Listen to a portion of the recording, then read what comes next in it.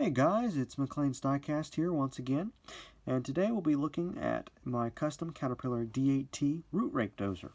Now you may have seen this project in its early stages if you've watched the collection update video from this, I think it was December, but it is now here and finished, or mostly. I do have a little bit of painting left to do on the pin heads, but I'll get to that at a later time when the weather's a little bit better. So, start off, this is built using mostly 3D printed parts.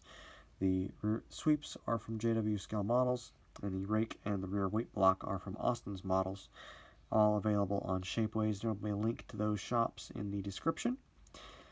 So, gotta move around just to show it off. It's not going to be a real long video, but just figured I'll show you guys what I've been working on. Got the nice rake up here in the front. This rake has some nice bolt head detail there on the top of the tines. Nice guarding. Pretty heavy duty design with the tines. You can see the sweeps come around here and mount to the top of the cylinders. This is of course on the Diecast Masters D8T Core Classic series, so it does have these engine grills as opposed to the nicer looking ones on the version with the U-blade. But it was pretty simple. This rake is designed to fit the blade frames for the SU blade version, so you do have to look for that if you're going to install it. The stabilizer bar is easily mounted into the rake, and you can see the sweeps here. There's a little bit of detail in them, like down here at the point where it connects to the around the cab. We continue on around. You can see the rear weight block. It's got some nice bolt detailing and a rear hitch. This is mounted in replacement of the ripper that was on the model. I thought it just looked plain without one, and I've got a winch on my other D8 clearing dozer, so I figured I'd do something a little bit different.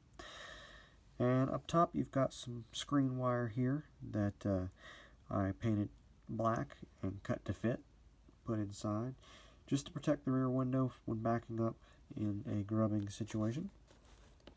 We'll keep on going around. So it's pretty simple custom, just a couple parts that I painted and installed. The rake has some nice detailing along with the other parts, and it fits well on the D8T. It was easy to install. Just had to remove the original blade and draw out a few rivets, but it's no big deal. The ripper removal was a little more complicated, but the weight block looks nice as a replacement. Of course, do have the Diecast Masters D8T, and we'll go into more detail on the D8Ts later. We'll do a more in-depth review on them. This is pretty much the same as the Norscot version, but with a few slight changes. Nothing too big, but we'll do a review of the D8T later. But this was just a short little video to show off my custom D8T root rake dozer. So thanks for watching, guys. Have a good weekend.